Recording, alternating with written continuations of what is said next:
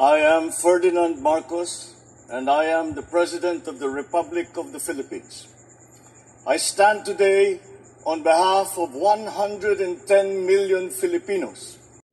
Hello people and hello universe, it's me again. Shoutout sa inyo mga kababayan. Siyempre di Marcos Loyalists and supporters. Nakikita nyo guys, nakikita ko ngayong araw na ito. Nako, ayan na naman po ang Pangulong Marcos Jr. Hindi parang walang pahinga ito Hindi yata kumakain ano. Nandyan po siya sa Agusan del Norte. Hindi, Agusan del Sur pala. Dahil po dyan guys sa low pressure na nangyari sa Caraga. Nako, ang dami na naman na apektadong mga kababayan natin ano. So dahil dyan guys, ito po yung briefing na naman ng Pangulo, 'di ba, nung isang araw na sa Davao. Ito ngayon na sa Agusan del Sur. Laging on time talaga ito pag tumutulong, no, magbigay ng kaukulang tulong sa ating mga kababayan sa buong Pilipinas. Well guys, mula nung umupo, ganyan naman talagang trabaho niya Naalala niyo yung Odette? Hindi pa siya Pangulo noon. Pero ginamit niya yung sarili niyang pera, mga kababayan. Nako, ang laki. Ang milyones ang ginastos niya. I think naabot yata yung 45 million yata. If I'm not mistaken guys Basta umaabot dyan yung nagastos ni Pangulong Marcos Jr. Ano yun? Actually, that time, ano yun? Kampanya yun, no? Ng 2022 presidential campaign. Nako, grabe, antindi talaga. Hindi pa Pangulo yun guys pero tingnan mo naman yun, yung Odette, talaga namang bumulusok ang kanyang tulong galing sa kanyang sariling pera, no? Sabi ko nga, paano ito pag naging Pangulo na ito, sigurado talagang magagamit sa tama ang pera ng bayan. Tama nga, hindi nga ako nagkamali. Ito palang confidential fund ng Pangulong Marcos, guys, no? Correct me if I'm wrong. Ito pala talaga napupunta sa grabe. No, napupunta talaga sa mga disaster, yung mga dilubyo na natatamaan ng lugar dito sa ating bansa. Itong nakaraan lang ito sa Davao flooding grabe, 20 million, 30 million. Actually, mahigit 265,000. Hindi, 265 million from the budget ng Office of the President. Allah, grabe, ang galing talaga niya, no? So, dahil dyan mga babayan, itong briefing na ito, well, alam nyo naman po ang Pangulo, lahat po yan, tinutugunan niya yung mga nasirang daan, mga apektadong mga bahay, mga taniman, yan po ay babayaran lahat. Ika nga, bibigyan ng kaukulang tulong para masolusyonan yung problema ng ating mga kababayan dyan po sa Caraga, Agusan del Sur. Nako, namimigay na naman ng milyones na cheque mga kababayan Very mahaba ito, very short lang ang ating pakita at saka yung pagbibigay niya ng cheque sa ating mga kababayan dyan. At least mayroon tayong pruweba na ang Pangulo nagtatrabaho. Ipapakita natin ito sa mga marites na mga anti-Marcos, lalo na yung mga DDS, mga toxic. Ayan, no? So anyway guys, pakinggan natin yung short. And the total number of damaged houses is 170 and partially damaged houses 2,619. A total of 2,789 houses are either totally or partially destroyed by the floods. So the estimated cost of damage on properties, houses, and infrastructure. On damaged houses, the total estimate is 3,025,000. Other structures like government building, facilities like barangay office, daycare centers, slope protection, even churches, health center, and dams totals to 945,746,000. And the total amount of damaged roads and bridges is 1,049,397,000. For the estimated cost of damage on agriculture, for crops like rice and corn, it totals to 266,321,106. Nako. For livestock like chicken, swine, goat, carabao, ducks, and geese, 2,339,335. Farm machineries, 180,000. And for the high-valued crops like banana, vegetables, etc., 26,886,510. And for fisheries, 4,088,000. The summary of estimated cost of damage, the total amount, Mr. President, is 2,295,583,284.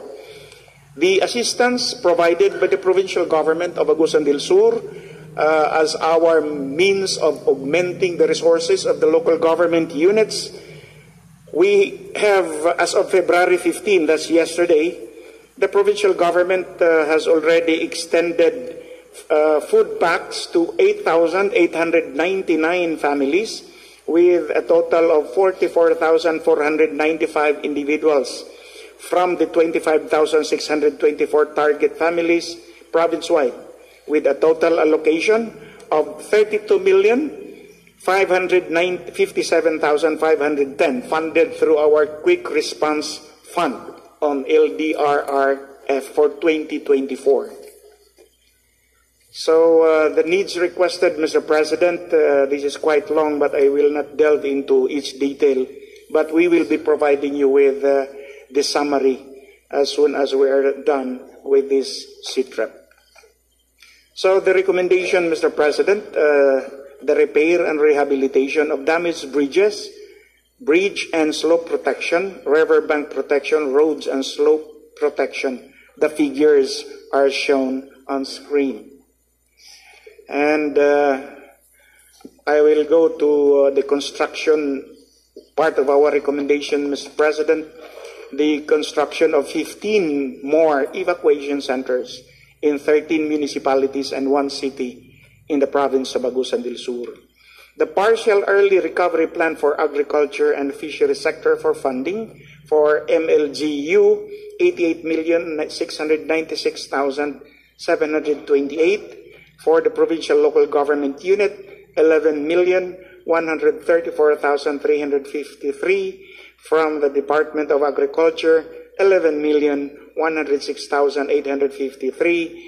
And from the Bureau of Fisheries and Aquatic Resources, 1.2 million, or a total of 112,137,936. Wow. So thank you so much, Mr. President, for hearing us, and God bless us all.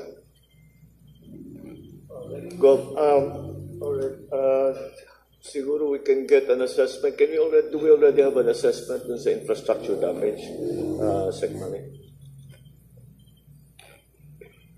Thank you, Mr. President. Alam nyo guys, mausisa yan si Pangulong Marcos Jr. Damaged facilities along national roads. Galing niya kaya? Along national roads. The Maharlika Highway is just minimal, and everything has been possible after a few days after the inundation. Okay. But there are road cuts and erosions that we have to clear. And in Agusan del Sur, I think there is one bridge that has been partially damaged. But this was possible actually, but it needs a rehabilitation afterwards, Mr. President. But in the meantime, it is still possible, Mr. President, along the national. As long as it's possible, so that we can provide the assistance that's needed. Nakita ko dito sa listahan ninyo, mahabang listahan ng gamot that is being requested. How are we providing that to those who need it? Yes, Mr. President. Yes. We've already provided the release of our quick release funds from central office, which we are downloading to Caraga. The regional office has already provided some of the medicines. Some of them are for the water, sanitation, and hygiene. We provided already a bladder for water, and we also have provided aquatabs because we detected coliforms in the water source. So we're trying to avert any outbreak in waterborne diseases. Karamihan po, Mr. President, ng mga sakit yung sa cough and colds or acute respiratory infections in our evacuation centers. Although meron din tayo sa mga skin disease, so we're providing the medicines for this We've allocated in our quick release fund as much as 42 million pesos available to Caraga. In the meantime, we're using the funds of Caraga Regional Office. The governor has provided us a very nice land for our PIDOHO, our public health office. So they're very well coordinated, and I'm told the governor is very much health-oriented. So nakatuto kami sa evacuation centers. I just discovered damage pala yung ibang bahay, so they will stay longer in the evacuation. Usually po kasi, Mr. President, pag baha, pag nag-recede dyan, bumabalik agad sila sa mga bahay nila. So nawawala yung problem sa displacement. Yung public health issues of displacement. That's another thing. How do we get it to the people that need the medicines? Yun ang kailangan nating I guess we leave it to the LGUs. Oo, kayo na munang bahala. Basta we'll supply what we can, what we have. Because alam naman ninyo kung sinong nangangailangan, where they are to be found. Yes, sir. So that as usual, it always ends up, the last mile is always LGU. That's always the part that is actually the most important, really. Kasi provide ng relief goods, ng itong gamot, ng supplies, etc. But you have to be the ones to assess. Dahil mas alam ninyo yung nangyayari sa lugar ninyo kaysa sa kahit sino. So we will depend upon the LGUs as we always do. Okay, Sec Rex, how's the situation in terms of the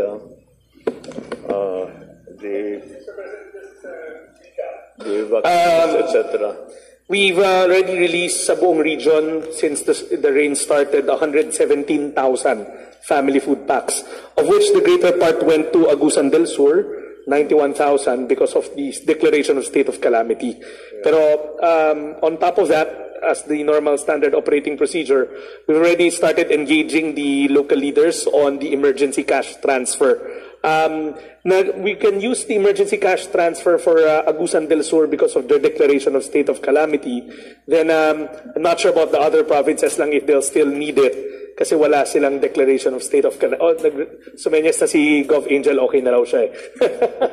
Yeah, so dun kami kay Gov Santi, kina Kong Eddie Bong and Kong Alfel. We've already discussed how many families.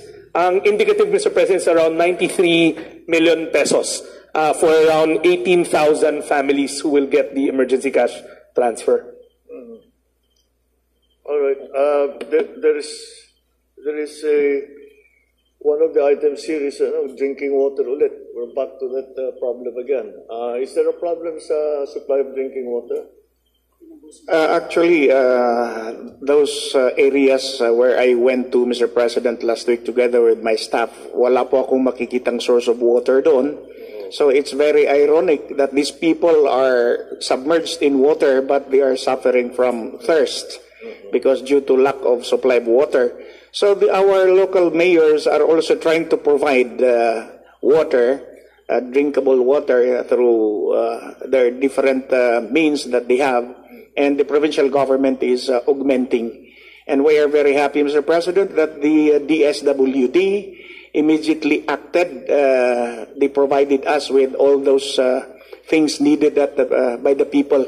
But the sustainability, Mr. President, is the problem. Like, for example, the number of houses being counted as totally damaged.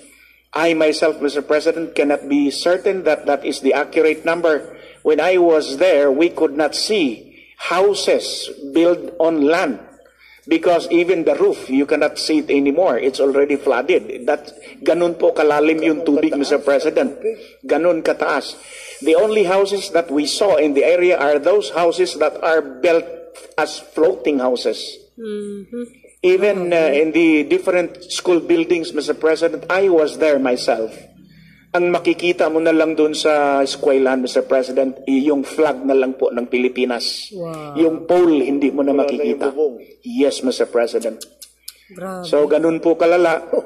But meron din pong mga tulong na dumating, Mr. President, galing sa Office of Civil Defense. Kahapon lang po, nagbigay sila dito ng dalawang napakalaking trucks loaded with non-food items.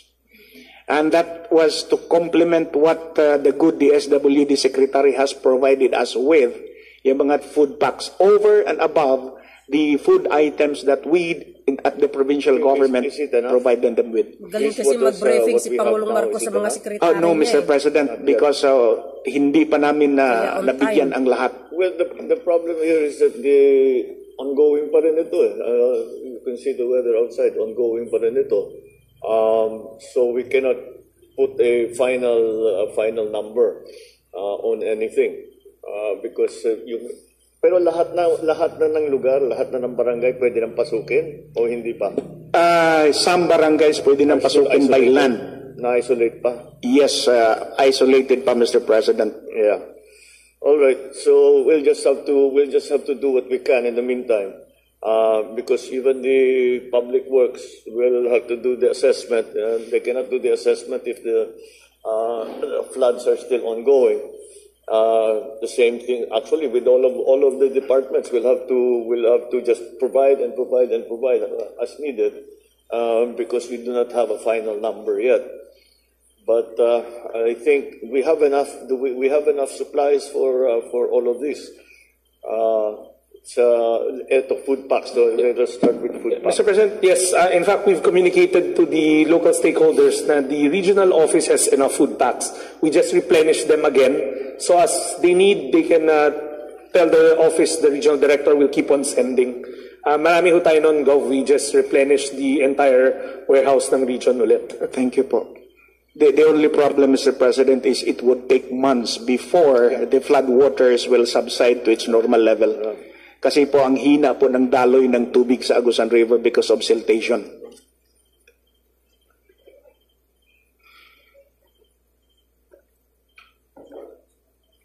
See guys, ang bilis ng tulong ng DSWD. All right.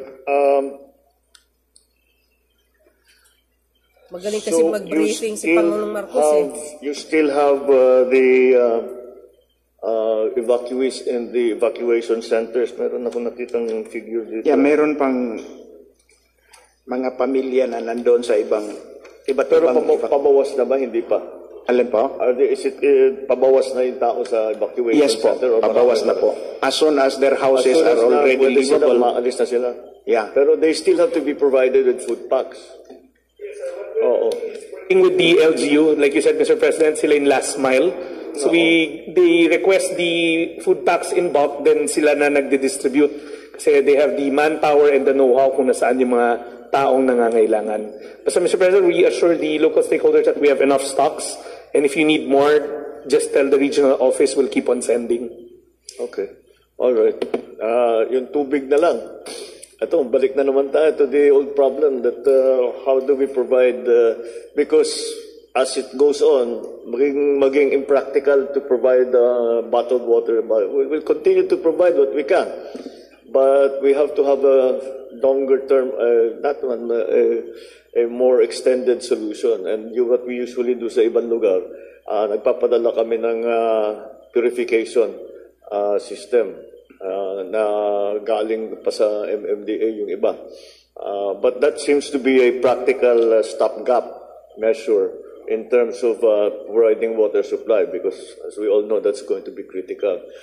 Sec. Benner, ano bang sitwasyon? Naubos na ba yung ating purification? Sorry, sir. Actually, sir, most of them are in Davao right now. Pero tumawag po ako kanina umaga. Meron pa naman nung naiwan sa Metro Manila. Pwede mong papadala maski mga 15 makina. One machine can provide 185 gallons per hour. Wow. So, bukas o padala po natin kagad. Yeah, but the situation in Davao is beginning to be better. Yes, sir. So maybe we can use some of those kung hindi na kailangan doon. Yes, sir. Pwede yung pabawas yung iba doon at padala po kaagad dito. Yeah, because right now we're still in the search and rescue pa rin yung mga isa ibang lugar doon eh. But as soon as it's available, dito na natin dalhin. Yes, sir. And again, the LGUs will have to tell us where is the most the areas that are most in need. Yung mga isolated dyan eh. Yes, sir. We have a record. Pero, sir, we still have 15 machines in Manila. Yeah. Para hindi ko na muna bawasan yung sa Davao. that padala po kaagad dito tomorrow. Yun yung padala natin kaagad. Yes, sir. Tapos pag nalibre, yung mga sa Davao na hindi na kailangan, sabihin nila hindi na kailangan, pwede na natin i-forward dito. Yes, sir. Alright. Kahapon, sir, may natanggap kaming 2 purifying machines from OCD over and above the other non-food items that they delivered yesterday. And these are solar-powered, sir? Yes, Maski solar powered. walang, Yes, sir. Yes, sir. Solar powered. At may natanggap din kami galing sa IOM, yung mga tents. 770 pieces of tents para sa mga partially destroyed houses, pwede lang gagawing bubong, dingding, etc. And we already have a plan on where to distribute it dahil may record naman po kami doon. Alright. Okay. At least, sige. So we'll just keep monitoring. Basta tuloy-tuloy yung ninyo. Pagka may request kayo, basta ibigay nyo sa amin. Yes, sir. And we Thank you will very provide much, what sir. what we can. At mukhang we have enough. Enough. I always worry about water because pagka hindi natin naayos na mabuti yan, we'll start getting incidents of cholera, of diphtheria, o kung ano-ano na. Alright, so we want to avoid that. Okay, is there anything else, Gov, you want to tell us so that we can attend to it? Yeah, Mr. President, we are trying our best to meet the needs of our people who are victims of this flood. But our resources are not enough, of course. So we are praying that we will be given assistance. Kasi matagal pa to, Mr. President. Kahit hindi na uulan ngayon, Mr. President, hanggang March, may tubig pa rin yan. Although, yung number of barangays affected will reduce day by day. But those barangays along Agusan River, Mr. President, it takes months. Do we need to do something to make it faster yung paglabas? Pagdaloy ng tubig. I think the solution there, Mr. President, is to dredge Agusan River from the mouth in Butuan City upstream to Agusan del Sur. But that requires huge amount. Balik tayo sa dredging. Kasi, Mr. President, yung mouth of Agusan River in the Butuan Bay, may nabuong island na doon sa gitna ng ilog because of the siltation. And the Honorable Mayor of Butuan is here with us. Yes, alam niya yun na talagang kailangan, pero hindi lang kaya ng local government unit to dredge it. Very expensive. Yes, sir. All right. Well, sige, that will be. I suppose we just have to wait until we can put together a plan for the river. Magde-dredge ulit tayo. Nako, yan na, wow. The siltation talaga is very bad. It is the same problem everywhere. Oh, narinig niyo yun? All right. All right. Is that the? Are we done with the report from? Yes, sir. Okay. For Agusan, sir. Next. The next item will be the report from Gov Angel on the province of Agusan del Norte. Yes, good morning, Mr. President. Good morning to all of us here. Mr. President, naaawa kasi ako sa Agusan Sur. Sila talagang pinakagrabe. So if I will compare my report to their report, para talagang naaawa ako talaga sa kanila. But the problem in Agusan del Norte naman, because diba, one river kami lahat. So all the water that comes from the Davao region goes to Agusan del Sur, goes to the municipality of Las Nieves, and ends up in Butuan Bay. Kay Mayor Lagnada po. So basically in Agusan del Norte right now, yes, what you're seeing there is the one in Las Nieves. Out of, we have 21 barangays, 13 are submerged in water, maraming bahay po. One in RTR, but in RTR po na isa, I already asked Congressman Dale Corvera kung pwede niya ipasok para matapos atong problema namin sa barangay na yan. Flood control lang in his, if he can lobby for it, kasi he's in Congress. So if he will be able to do that, ang RTR, hindi na tayo magkakaproblema. But Las Nieves, Mr. President, kinausap ko yung mayor. Sabi ko, kailangan na talaga namin bumili ng lupa, which we have funds naman po, the municipality plus the province, para ilipat din namin yung talagang, di ba, usual, this really happens. So we really have to relocate them. So, yun ang pinag-usapan ho namin ngayon, and nag-supplemental budget kami for that.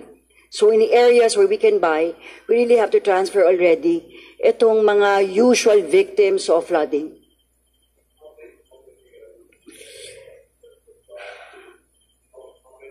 Thinking about in terms of families, Okay, households. ganito yun, Mr. Na President. kailangan Kasi sa hindi palagay natin nyo kaya kailangan kasi, ilipat. di ba? Kasi we're talking about 4,000 families. So ang iniisip po namin, isa-isahin namin yung grabe, hanggang sa makaya ng pondo namin. Kasi syempre, Mr. President, pagkabili ng lupa, ayusin yan para maayos naman, tapos bibigyan namin sila ng pangpatayo ng bahay nila. We coordinated with Congressman Joboy Aquino, kasi first district po ito, na kung pwede isali sa tupad, yung habang gumagawa, may sweldo sila, lalo yung skilled workers ng per pamilya. Kung gagawa sila, pwede pa ho yun.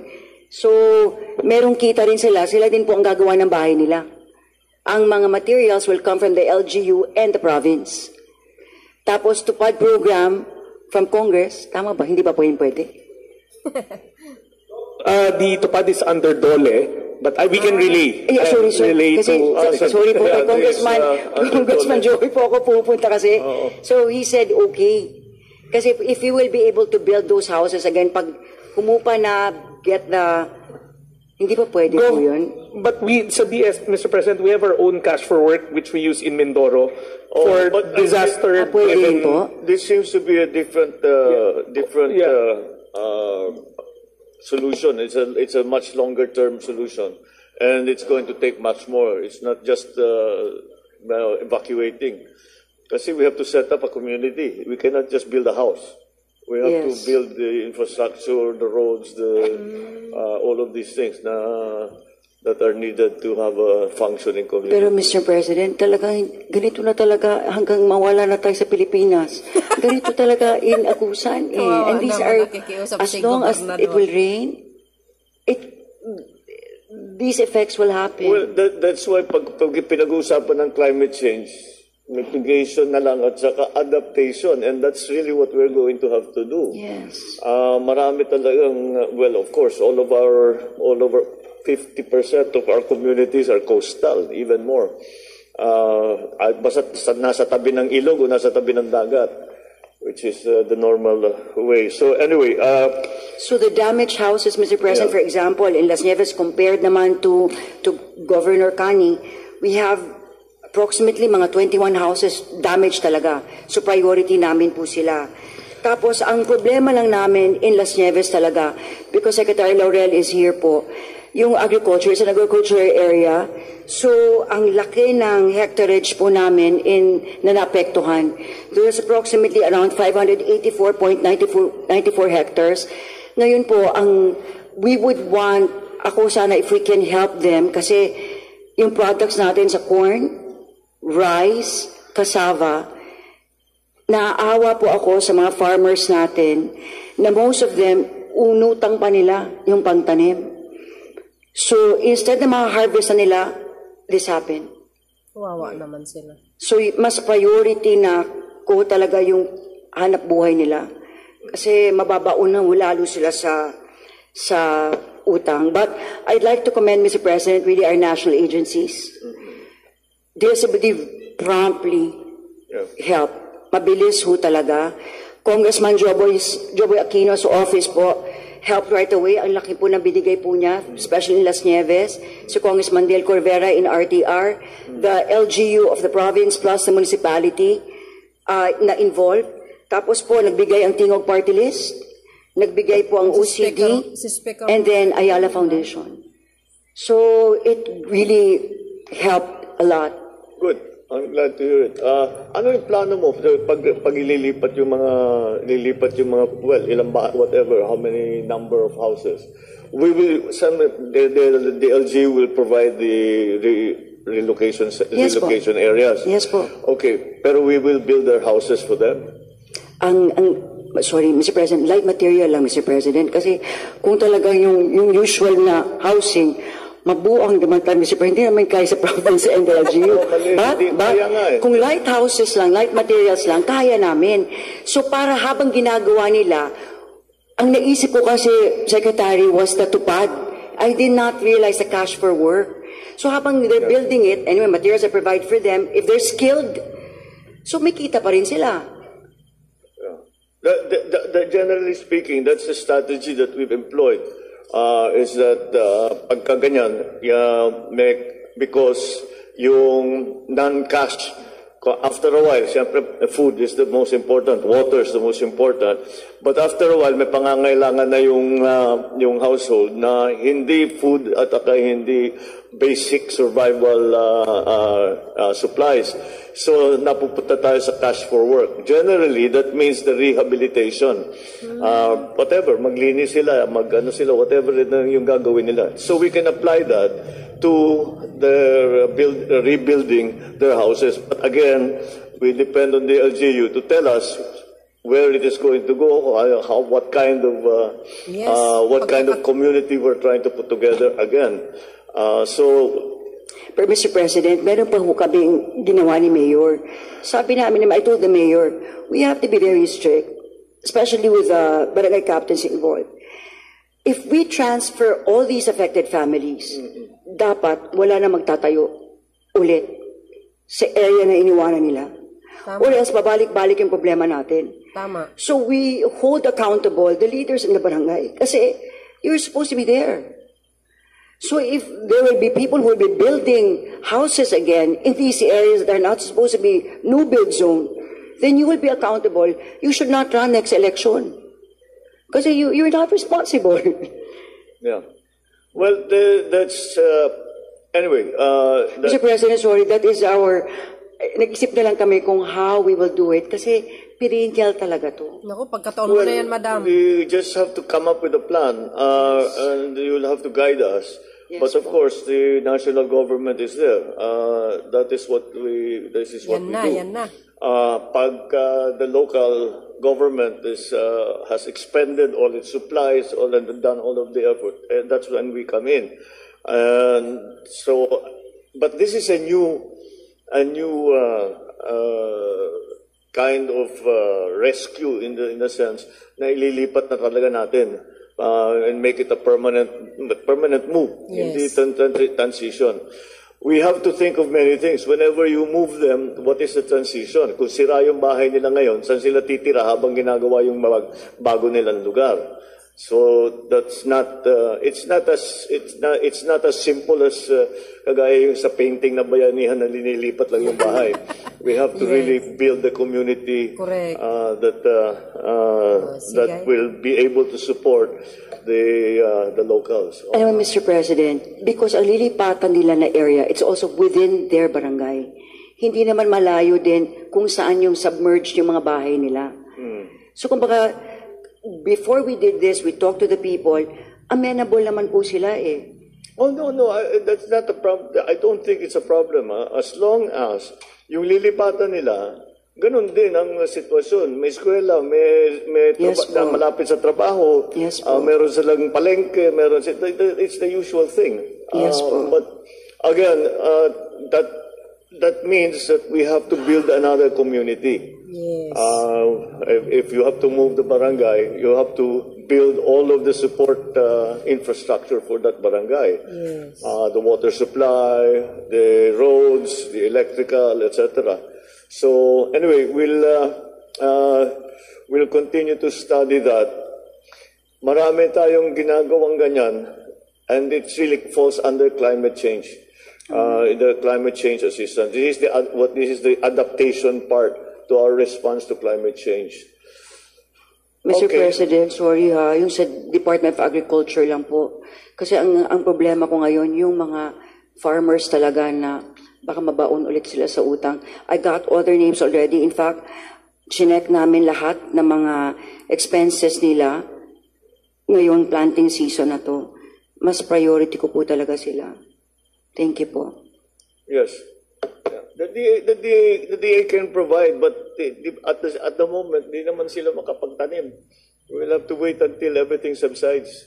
But the assistance in terms of inputs, fertilizer, lahat yung mga nasira, it's available.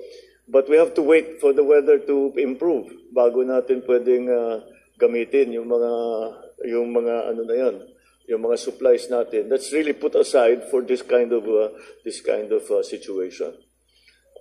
Thank you. All right. Thank you, Gov. Who's next? Gov Pimentel, please, if you can proceed with the report on Surigao del Sur. Magandang umaga po, mahal na Presidente. Yung sa low pressure sa LPA po, masyadong konti lang naman yung minimal lang naman ang damage sa amin. Yung mga evacuees na 5,207 sa number of persons, 24,956. Number of families outside evacuation center, mga 10,000. And number of persons outside evacuation center, 43,536 po. So, medyo makaya-kaya po namin yan. Hindi kamukha ng Agusan del Sur. I am more concerned po yung rehabilitation ng earthquake na 7.4 magnitude kasi yung mga eskwelahan po namin sa dami ng aftershock, taga 10,000 na po kami.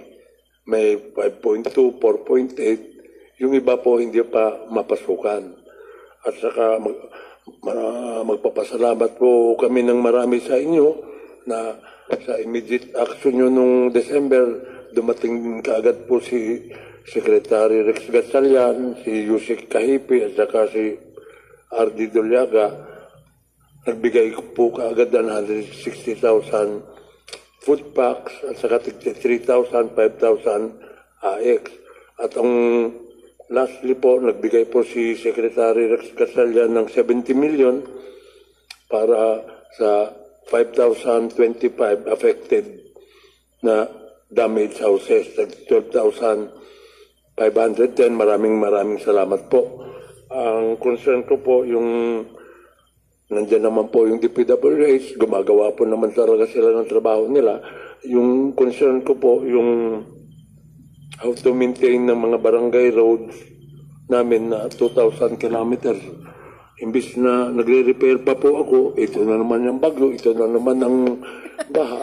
Naubos na po yung 70 million ko na pang fuel. Hindi pa ako natatapos. Baka matulungan niyo po kami dyan sa fuel para kasi hindi ako makahiram ng equipment ng DP kasi busy rin sila.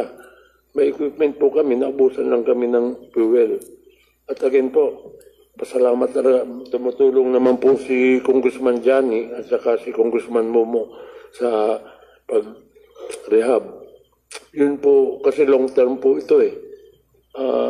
Lalo na yung mga far-flung barangays hanggang ngayon, putol po ang kalsada. At yung mga wooden bridges. Meron ba tayong initial assessment ng mga possible and non-possible sa Surigao? Sa LPA lang po yan eh. Mas concerned ako sa earthquake kasi yung office nyo po, sabi ko, gusto ko yung sa earthquake, ayaw nilang pumayag kasi LPA lang daw. Pero hindi naman kami masyadong nadamage. Kahit anong disaster, pwede. Pasensya na po, oras na po na nandyan na po kayo eh. Okay, let's move to that muna. Meron ba tayong initial assessment after the pagtama ng earthquake? Paano kaya pag inisip Pangulong Marcos ang Pangulo? Actually, we have assessed actually mga damaged buildings.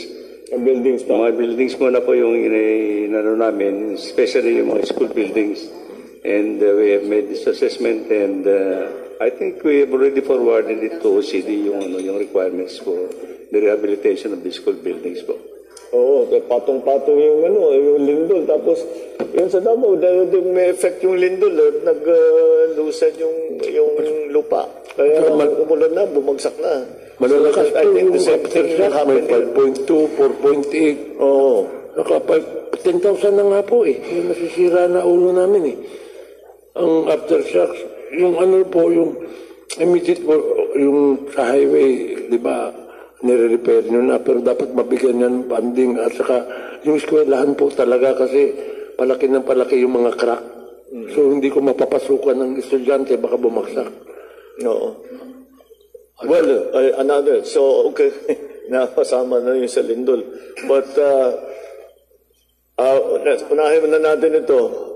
In terms of the evacuees, I think okay na tayo. Nakakapag-provide naman tayo ng pangangailangan nila. All right. So now it's the more long-term damage that we have to worry about. Yun na nga, yung mga kalsada na at saka tulay, pati tulay. Opo, yung importante po, yung sa highway naman, di ba, na-check nyo na po, Secretary. Ginagawa na nila na paraan. Ang concern ko po, yung sa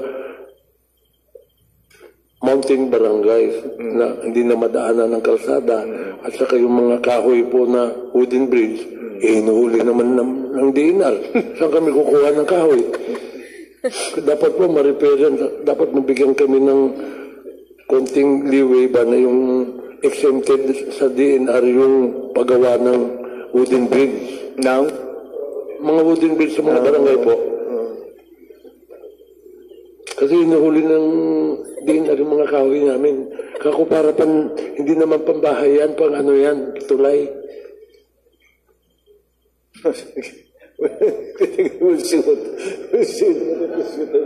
We'll see what we can do. Para matapos na problema hindi. Sige, we'll of course we'll take note of that. Wala natin sa report, but of course it's important. Ating mga thoroughfares are very, very important. We do yung prioritization talaga namin, uunahin talaga namin yung mga isolated para buksan, para madala natin ang tulong. Yun nga po yung concern ko eh. Yung upper barangay, hindi na sila makababa, wala ng kalsada. So, putol pa ang wooden bridge.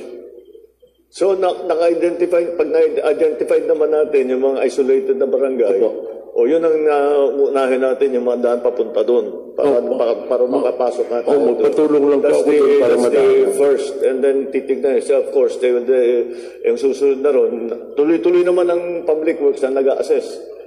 Tinitignan habang basta't medyo medyo mas maganda ng weather at tapos na ang pagbaha. Pwede na sila talagang matignan talaga nila na mabuti kung ano naging damage sa kalsada, yung mga erosion, yung mga footings ng tulay, all of these things they will have to assess properly. Tapos bibigyan tayo ng recommendation kung anong dapat gawin. Kung minsan kailangan maglagay ng mas bagong tulay, kailangan lalagyan natin ng slope protection, lalagyan natin ng drainage, whatever. The public works will assess all of that at bibigay sa atin later on. Once we are able to go properly, padala yung mga engineer nila, mapakita talaga matignan talaga kung ano yung naging problema at paano natin aayusin. Okay. Maraming salamat po. Thank you. Salamat po. Okay, so in terms of the immediate response, I think we're all right. The DA and the public works are in essentially the same position. They have to wait until the event is more or less over para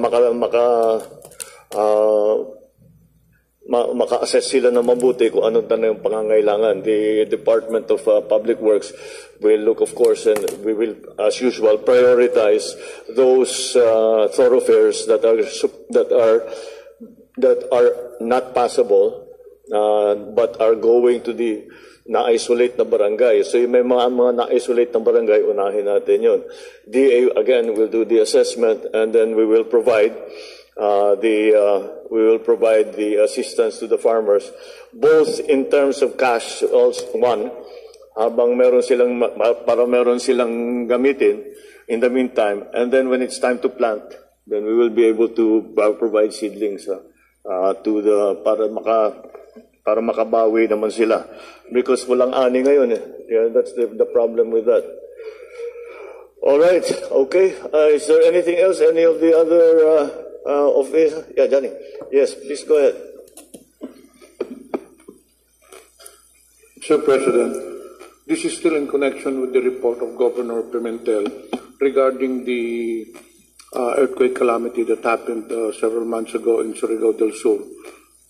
There were some damages, most specifically in the school buildings, but there is one building, Mr. President, that is very important that was damaged during the earthquake. And this is the Pag-asa building in Hinatuan, which houses the Doppler radar station. This is the one that monitors typhoons that come to our country. It's not being used now because the building has been damaged. So this is very important, Mr. President. In fact, I was going to talk to Secretary Solidom. Sana mabigyan natin to ng pansin. DOST mag-operate yan di ba? Sila nag-operate. Yes, Pag-asa, DOST. Pag-asa, yes, correct. But I already sent a letter to DOST. Until now, there's no action. For now, it is not in operation. So, importante ho ito kasi ito ho nag-monitor. The Hinatuan is the reference point po. Kung makikita po ninyo. Did the Secretary Solidum give you a reason kung bakit hindi in-operate? The building itself was damaged. I see. So, hindi talaga magamit. The radar Doppler. The radar Doppler nandun pa po. Pero hindi magamit because hindi na ho pwedeng pumasok yung mga tao doon. Because nag-crack na nga. So it's just the building yes, that needs to be rehabilitated. Opo. Oh, sige. Yun ang kayong Yes, Mr. President, I think we can structurally have a look at it because very important and for the forecasting. Yeah. Para at least may warning tayo when these things happen. Meron tayong warning na may parating na disaster. Heavy rains, low pressure area, whatever. So yes, we'll discuss with Dr. Solidum about this. Yes, Mr. President, because this is very important. Because whenever there is a typhoon alert, ito ho yung ginagawang reference point. Ito palaging unang nagre-report sa Pag-asa. Wow. Okay. Po, Mr. President. All right. Yes, I agree with you. It is very important. In all of the things all these disasters, the climate change and everything, the forecast has become more and more and more important. Correct. Because ang bagong, hindi ba dati pagka sinabi may bagyo parating, meron tayong 3 to 4 days, di ba? 3 to 5 days. Tapos sasabihin level, ang typhoon signal number 2 lang, number 3 kayang-kaya yan. Ngayon iba na. And this was like Odette was the same. Yolanda actually was the one that started it. Pag sabi, may low pressure area, ano lang yan, typhoon signal number 1, 2 lang yan. Within 24 hours yung Odette, naging 5. Within 24 hours. And that's the new phenomenon that we have to face. That's why forecasting has become even more important than it always was.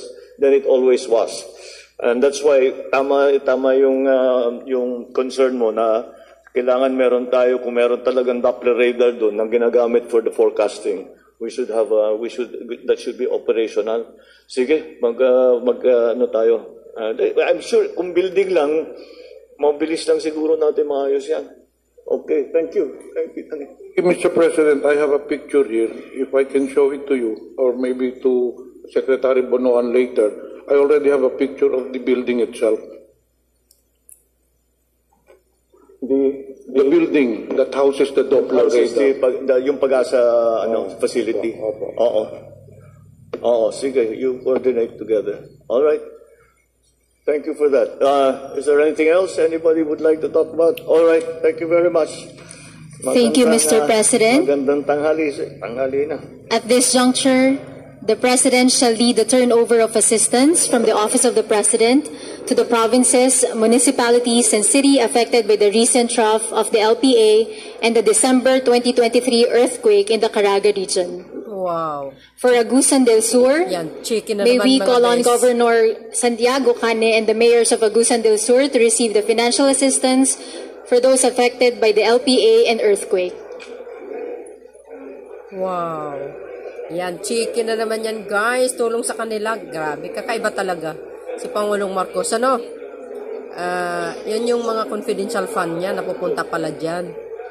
Galing naman. At least, na punta sa talagang mamamayang Pilipino. Once again, for Agusan del Sur, may we invite Governor Santiago Cane Jr. and the mayors of Agusan del Sur to receive the financial assistance for those affected by the LPA and earthquake. Iniisip ko mga kababayan, ano, what if si Pangulong Marcos Jr. yung naging Pangulo nung Yolanda, wala sigurong kaproblema, ano? Kasi bilis ang response nito eh. Pati mga sekretary, briefing ng Pangulo, grabe, bilis. Pag magaling talaga ang pinuno mo, grabe. Madali lang malutas ang problema. Magaling talaga si Pangulong Marcos Jr. Huwag nyo ikailayan mga kababayan ha. Real talk po tayo. Magkano ba yan? 10 million. Ayan, 30 million pesos. Uy, wow. Oh, galing. Oh, grabe ngiti nila, bes. Thank you, Governor Cane and mayors of Agusan del Sur. Next, may we call on Governor Angelica Amante of Agusan del Norte and the mayors of Agusan del Norte to receive the financial assistance for those affected by the LPA. Nako, sana magastos nyo yan sa mga talagang apektado ng baha. Grabe, guys.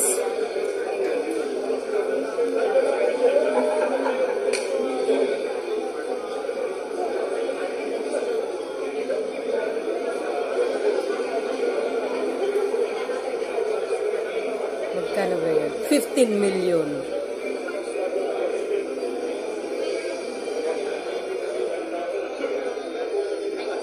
Thank you, Governor Amante and Mayor of Agusan del Norte. Next, may we call on Governor Alexander Pimentel and the mayors of Surigao del Sur to receive the financial assistance for those affected by the LPA and the earthquake. Ayan, no? Wow.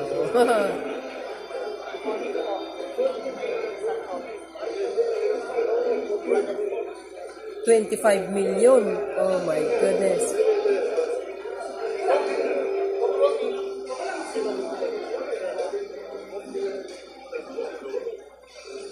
$25 million, 10 million. Wow. Congratulations po sa mga taga-Agusan, Caraga. The best. Thank you, Governor Pimentel and the mayors of Surigao del Sur. And to represent Governor Lyndon Barbers of Surigao del Norte, may we call on Ms. Fe Martinez, the Provincial Treasurer, to receive the financial assistance for those affected by the earthquake.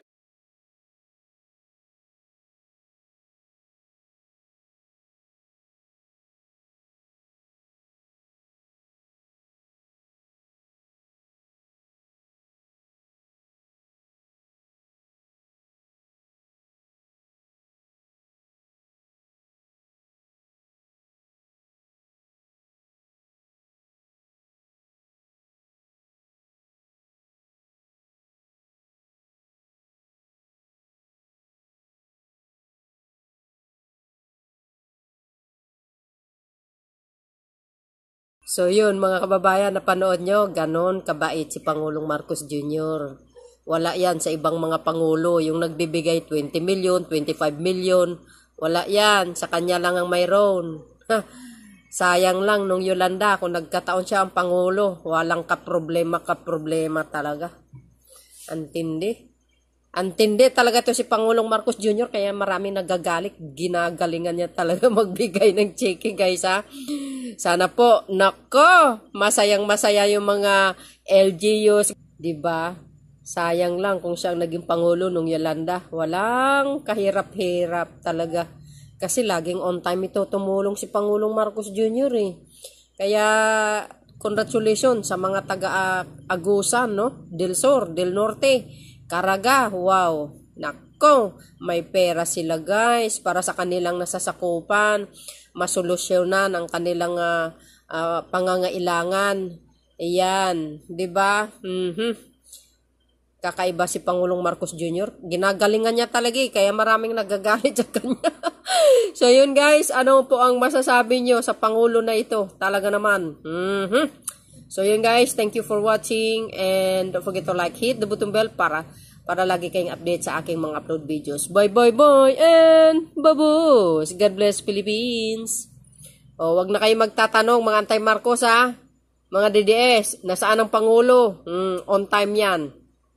Laging response kaagad ang mga problema sa bawat region pag may sakuna. God bless Philippines!